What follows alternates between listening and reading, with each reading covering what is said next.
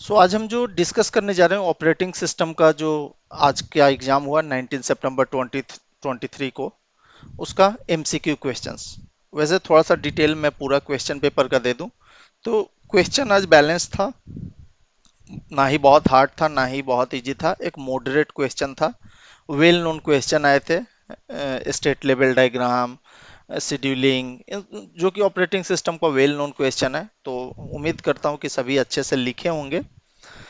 चलिए, but MCQ में थोड़ा कंफ्यूजन रहता है बच्चों को, तो उसको हम डिस्कस कर लेते हैं, वन बाय वन सबका आंसर बता देते हैं, तो आपका ये नॉलेज के लिए भी अच्छा रहेगा, साथ साथ आप मार्किंग के लिए भी देख लोगे। So the first question was process synchronization can be done at hardware level, software level, both A and B and none. तो इसका आंसर होगा बोथ ए एंड बी, क्योंकि हम process synchronisation hardware as well as software level पे कर सकते हैं। Next question was the number of process completed per unit time is known as. तो इसको हम थ्रूपुट बोलते हैं, ठीक है। Basically throughput is the efficiency of a process, but हम आंसर कभी इफिशियंसी नहीं मार्क करेंगे, answer will always be throughput. Okay. Next है the request and release of resources are. तो ये एक बेसिकली कमांड लाइन स्टेटमेंट होता है, ना कि इंटरप्ट, सिस्टम कॉल या special program. This is command line statement. Okay. Next है virtual memory is normally implemented by. तो डिमांड पेजिंग। डिमांड पेजिंग आप लोग को पता रहता होगा कि जब जब जरूरत पड़ता होगा उसके अनुसार पेज को रिक्वेस्ट करके मेमोरी में लाया जाता है, उसी प्रोसेस को डिमांड पेजिंग बोलते हैं। तो ये बेसिक नॉर्मल प्रोसेस होता है, ठीक है, इम्प्लीमेंटेशन का। नेक्स्ट है which of the following page replacement algorithm suffer from Belady anomaly.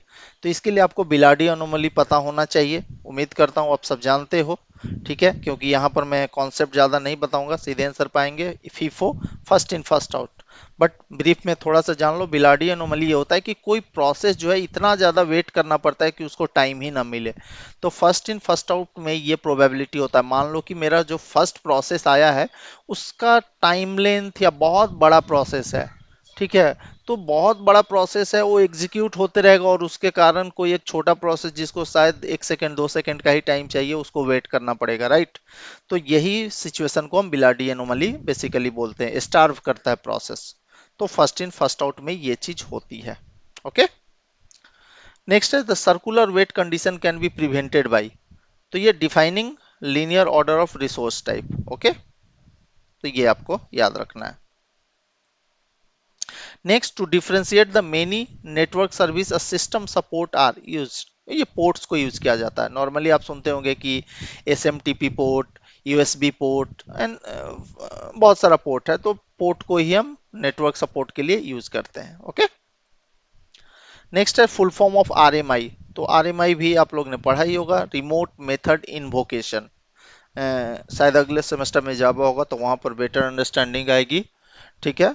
तो रिमोट मेथड इन्वोकेशन, आरएमआई का मतलब हुआ remote method invocation. Next is physical memory is divided into fixed size known as frames. ये आपको पता होगा, frames हम page नहीं बोलते हैं, बैकिंग स्टोर नहीं, लीफ नहीं, फ्रेम्स होता है। Illegal addresses are trapped using. तो ये वैलिड और इनवैलिड फ्लैग बीट होता है। ओके। नेक्स्ट होता है the main purpose of bankers algorithm. तो ये डेडलॉक अवॉइडेंस के लिए होता है, it is not for prevention, detection या रिकवरी के नहीं, अवॉइडेंस के लिए होता है। अवॉइडेंस या प्रिवेंशन हम दोनों बोल सकते हैं, ठीक है। तो deadlock avoidance. Okay. Next, which of the following is not an application software.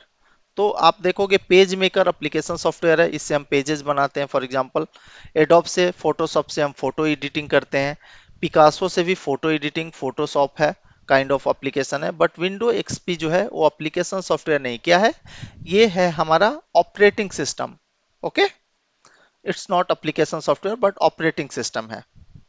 Which loader is loaded. तो ये सब आपको पता होगा ही कि बूट स्ट्रैप लोडर, जब भी लैपटॉप का बूटिंग स्टार्ट होता है तो बूट स्ट्रैप जो एक छोटा सा प्रोग्राम होता है वो फर्स्ट लोड होता है और वो आगे प्रोसेसेस को स्टार्ट करता है, मतलब पूरा कंप्यूटर को बूटिंग प्रोसेस को फर्दर इनिशिएट करता है, बट फर्स्ट जो होता है बूट स्ट्रैप ही होता है। Next, which process can be affected by other process executing in the system. तो कॉपरेटिंग प्रोसेस। कॉपरेटिंग प्रोसेस क्या होता है कि दो चार प्रोसेस इंटरलिव्ड होते हैं जो एक दूसरे को कॉपरेट करते हैं, तो ऑब्वियसली एक दूसरे को अफेक्ट करते हैं, right. Next, the main memory accommodates, तो ये ऑपरेटिंग सिस्टम इसका आंसर हो जाएगा। नेक्स्ट था the OS is responsible for, तो bad block recovery, booting from disk, disk initialisation, all of mentioned, ये सारा हो जाएगा आपको, ऑल ऑफ मेंशन्ड होगा, क्योंकि ऑपरेटिंग सिस्टम का काम फाइल मैनेजमेंट भी है, बैड मेमोरी मैनेजमेंट भी है, बैड ब्लॉक रिकवरी है, जो कि ये काइंड ऑफ मेमोरी मैनेजमेंट के अंदर हम मान सकते हैं। दूसरा चीज है कि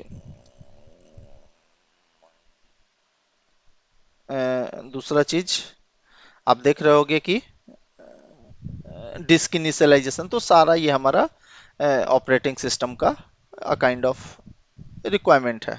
ठीक है, काम है उसका, रिस्पॉन्सिबिलिटी है, वर्क है, फंक्शन है।